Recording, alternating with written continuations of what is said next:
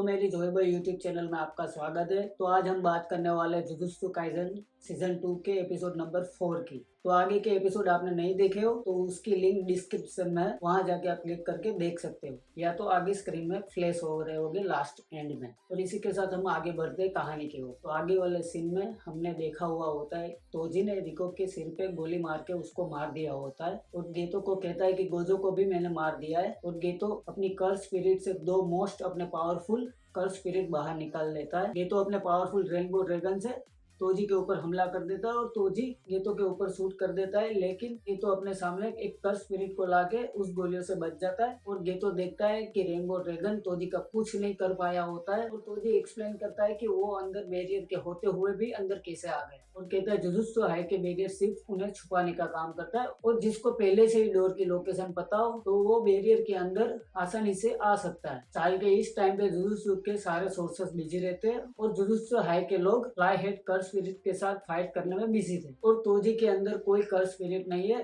तो वो एक गायब इंसान के जैसा है, जैसे मिस्टर इंडिया। तो वो बैरियर के अंदर आसानी से आ सकता है और वो कोई कर्स टूल लेके आता तो पकड़ा जाता, क्योंकि उसमें कर्स एनर्जी होती है। तो तोजी उस कर्स स्पिरिट को साथ लेके आता है जिसके अंदर वो अपने हथियार रखता है, और उस कर्स स्पिरिट को छुपाने के लिए उसने छोटा करके उस कर्स स्पिरिट को अपने अंदर निगल लिया होता है, और उस वजह से वो भी तोजी के साथ गायब हो जाता है और वो आसानी से अंदर आ जाता है। और तोजी बैरियर के अंदर आते ही गोजो पे अटैक कर देता है और वो कहता है मैं पहले रिको को भी मार सकता था, लेकिन मैंने गोजो को इसलिए मारा क्योंकि मैं खामखा कोई रिस्क लेना नहीं चाहता। और गेतो को पूरी तरह समझ आ जाता है कि तोजी हेवनली रिस्ट्रिक्शन से पैदा हुआ होता है, उसके अंदर कोई कर्स स्पिरिट नहीं है, और अपनी इन्फॉर्मेशन बताने से उसकी पावर ज्यादा बढ़ जाती है। उसी तरह जैसे टेक्निक बताने से सोर्सरर्स और ज्यादा पावरफुल होते हैं। लेकिन गेतो जानना चाहता था कि वो टॉम के अंदर कैसे आ गया। तो तोजी कहता है कि इंसान अपने पीछे बहुत सारे सुराग छोड़ जाते हैं, जैसे पैरों के निशान, अपने बॉडी की स्मेल, और तोजी हेवनली रिस्ट्रिक्शन होने की वजह से उसके पांचों सेंस बहुत ही ज्यादा पावरफुल होते हैं। तो गेतो तोजी को कहता है कि तुम्हें रास्ते में मितासो मिली होगी। तो तोजी कहता है मैं पक्का नहीं कह सकता वो लड़की जिंदा है या मर गई। और फिर रेनबो ड्रैगन वापस से तोजी के ऊपर हमला कर देता है, और इसी बीच गेतो कुछ कर्स स्पिरिट को लेके मशीन गन की तरह तोजी के ऊपर हमला कर रहा होता है और एक जायंट कर्स को भी समन कर लेता है, लेकिन तोजी अपनी कटाना से रेनबो ड्रैगन को बीच में से चीर देता है। ये देख के गेतो हैरान हो जाता है और कहता है कि सब कर्स में से रेनबो ड्रैगन की स्किन बहुत ही मजबूत है और ये कैसा हो सकता है। गेतो की कर्स मैनिपुलेशन टेक्निक को लेकर तोजी ज्यादा इंप्रेस नहीं होता है गेतो से, और इसी बीच गेतो की दूसरी पावरफुल कर्स स्पिरिट तोजी को इनलैंड डोमेन के बीच फंसा लेती है, और ये डोमेन तब तक रहेगा जब तक वो स्पिरिट को तोजी जवाब नहीं दे देता। वो कर्स स्पिरिट तोजी को कहती है क्या मैं खूबसूरत हूँ, तो तोजी कहता है कि तुम मेरे टाइप की नहीं हो, और ये सुनते ही वो कर्स स्पिरिट का डोमेन गायब हो जाता है। और इसी बीच तोजी देखता है उसके आसपास बहुत सारे ब्लेड होते हैं जो तोजी को काटने ही वाले होते। तभी तोजी अपने इन्वर्टेड स्पीयर से उस सारे ब्लेड को तोड़ देता है, और अब गेतो तोजी के कर्स स्पिरिट को एब्जॉर्ब करने की कोशिश करता है। उस कर्स स्पिरिट को एब्जॉर्ब कर लिया तो तोजी के पास कोई लड़ाई करने के लिए कोई हथियार ही नहीं रहेगा, और गेतो को लग रहा था ये कर्स स्पिरिट ज्यादा स्ट्रॉन्ग नहीं है, तो वो इस कर्स स्पिरिट को आसानी से एब्जॉर्ब कर लेगा। लेकिन वो कर्स स्पिरिट गेतो को रिजेक्ट कर देती है। तभी तोजी अपनी दूसरी तलवार निकाल के गेतो के ऊपर हमला कर देता है और उसकी छाती के बीच में काट देता है, और ये दोनों एक साथ टॉम के नीचे गिरते हैं और गेतो बहुत ही घायल होता है। और तभी तोजी कहता है अगर गेतो एक शिकिगामी यूजर होता तो तोजी उसको कब का मार देता। तुम्हारे अंदर जो कर्स स्पिरिट है उसका क्या होगा, अगर मैं तुम्हें मार दूंगा तो वो बाहर आ गए तो मैं फालतू का लफड़ा लेना नहीं चाहता। तो गेतो के ऊपर अपने फैमिली वालों की ब्लेसिंग होगी तो शायद वो आज बच गया, और इतनी सारी ब्लेसिंग और कर्स टेक्निक होते हुए भी वो मुझ जैसे एक मंकी से हार गए जिसके पास कोई कर्स टेक्निक ही नहीं। और तभी ब्लेसिंग से तोजी को याद आता है कि उसका एक बेटा है जिसका नाम मेगुमी है। तो हाँ, आपको बता दूं जो मेगुमी फुशिजीरो को देखा होता है वो तोजी का बेटा होता है। और आगे वाले सीन में हमें गोजो का हाथ हिलता हुआ दिखता है और हमें पता चल जाता है कि गोजो अभी भी जिंदा है। आगे वाले सीन में देखते हैं कि स्टार रिलीजियस ग्रुप के हेडक्वार्टर के अंदर तोजी अपनी कर्स स्पिरिट के अंदर से स्टार प्लाज्मा वेसल यानी कि रिको की लाश को बाहर निकालता है और इसी बीच स्टार रिलीजर्स का जो प्रेसिडेंट होता है वो रिको की लाश देख के बहुत खुश होता है और खुश होते हुए कहता है कि इस काम का तोजी को एक्स्ट्रा पैसा मिलेगा। और वो प्रेसिडेंट आगे बताता है कि मास्टर टेंजन ने ही नारा पीरियड में जुजुत्सु सोर्सर की स्थापना की होती है और जापानीज बुद्धिज्म को फैलाया था और इस वजह से जुजुत्सु सोर्सर और रिलीजियस ग्रुप के मेंबरों की कभी बनी नहीं और इस कारण की वजह से ही टाइम रिलीजियस एसोसिएशन का जन्म हुआ और जिनमें कोई कर्स यूजर नहीं है और वो ये नहीं चाहते थे कि अपने गॉड मास्टर टेंजन की बॉडी के साथ कोई अपवित्र इंसान मर्ज हो और इसी वजह से उन लोगों ने तोजी को हायर किया। को मारने के बाद इनका जो भी अंजाम होगा वो ये लोग सहन करने को तैयार, चाहे master tangent out of control होकर इंसानियत के लिए बुरा खतरा ना हो जाए। और इतना कहने के बाद रिको की लाश उठा के वो प्रेसिडेंट वहाँ से चला जाता है और तोजी को लगता है कि ये आदमी बहुत पागल है और तोजी और कोंग बाहर आ जाते हैं और आगे हमें पता चलता है कि तोजी ने ही मितासो को किडनैप किया हुआ होता है और तोजी ने ही कोंग से कहा होता है इसको दूर ले जाके कहीं पे मार देना,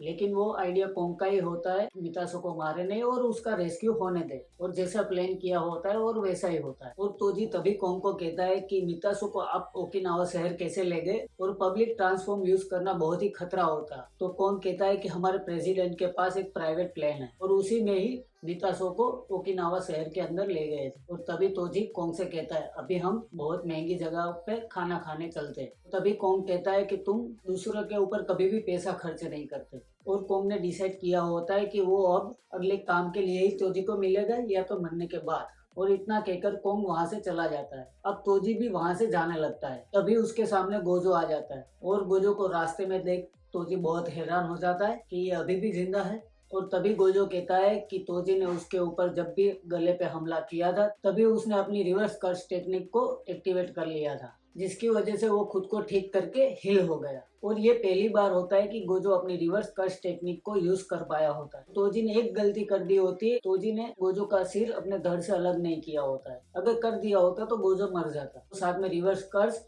और लिमिटलेस टेक्निक यूज करने की वजह से गोजो का दिमाग जरा सा छटक जाता है, पगला जाता है। तो वो बड़बड़ करता ही रहता है, कुछ ना कुछ बोले ही जा रहा होता है। और किस तरह वो मौत की कगार होने की वजह से उसने रिवर्स कर्स टेक्निक यूज करना सीख लिया और इस वजह से उसने कर्स एनर्जी को पूरी तरह समझ लिया है। और तोजी गुस्से में फिर से अपना इन्वर्टेड स्पीयर निकाल देता है और कहता है अब लड़ाई शुरू हुई है गोजो। ये कह के तोजी गोजो के ऊपर अटैक कर देता है और गोजो आसानी से उस वार को डॉज कर देता है और तोजी के पीछे आ जाता है और साथ में हवा में भी उड़ रहा था। और फिर गोजो अपनी रिवर्स कर्स टेक्निक को लिमिटलेस कर्स टेक्निक के साथ मर्ज करता है। इस वजह से वो अपनी कर्स टेक्निक रेड भी यूज करना सीख जाता है और टेक्निक रेड यूज करने की वजह से तोजी बहुत दूर जाके गिरता है और गोजो हंसते हुए हवा में तैर रहा होता है। और तोजी कहता है ये तो एक मॉन्स्टर है। टेक्निक रेड की वजह से तोजी की एक भी हड्डी टूटी नहीं होती है। अब तोजी को पता था गोजो के पास 3 तरह की टेक्निक है और तोजी आराम से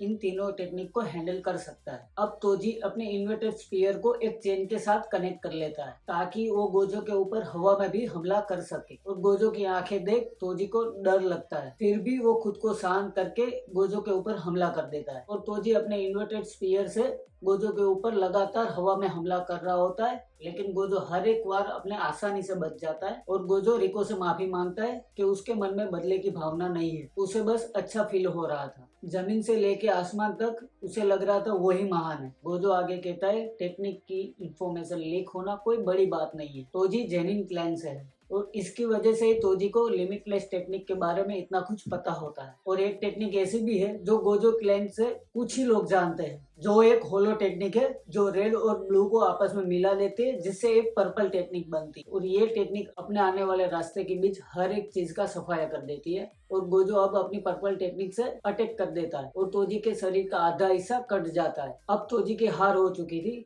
और तोजी को अपनी गलती का एहसास होता है कि उसने गोजो से पंगा नहीं लिया हो और उसने ये कह दिया होता कि वो फ्री में कोई भी काम नहीं करता। तो उसके सामने दुनिया का सबसे बड़ा सोर्सर खड़ा हुआ होता है गोजो और तोजी उसको हराना चाहता था ताकि वो अपनी जेनिन फैमिली को बता सके कि वो भी पावरफुल है। अगर तोजी ने अपने घमंड को साइड में रखा होता तो वो आज हारता नहीं। अब गोजो तोजी से अपने आखिरी शब्द पूछता है, तभी तोजी को अपने बेटे मेगुमी की याद आती है। तभी तोजी गोजो को बताता है कि उसके बेटे को 2-3 सालों में जेनिन फैमिली को बेच दिया जाएगा। तोजी कहता है तुम इस इंफॉर्मेशन के साथ कुछ भी कर सकते हो, और इसके बाद तोजी मर जाता है। आगे वाले सीन में गेतो भाग के टाइम वेसल हेडक्वार्टर के पास जा रहा होता है, और रास्ते में उसके पास तोजी का कर्स स्पिरिट आके उसको मामा कहता है कि भाई मुझे अपना ले। और फिर गेतो स्टार विलेजर्स के ग्रुप का दरवाजा खोलता है तो सामने देखता है कि गोजो ने रिको की लाश को हाथ में उठाया होता है, और आसपास सारे ग्रुप के लोग खड़े थे जो रिको की डेथ के ऊपर तालियां बजा रहे होते हैं। और गेतो गोजो को बताता है कि सोको ने उसके सारे घाव हील कर दिए होते हैं, और वो तुरंत ही यहाँ आ गया। और गेतो को ऐसा लग रहा होता है कि गोजो अब बहुत ही बदल गया है, और गोजो से कहता है कि अब उन्हें यहाँ से चलना चाहिए। और तभी गोजो गेतो से कहता है कि यहाँ पे खड़े सारे लोगों को हमें मार देना चाहिए, क्योंकि उसका कुछ भी करने को मन नहीं होता है और उसको कुछ फील नहीं होता है। तभी गेतो कहता है इसका कोई मतलब नहीं,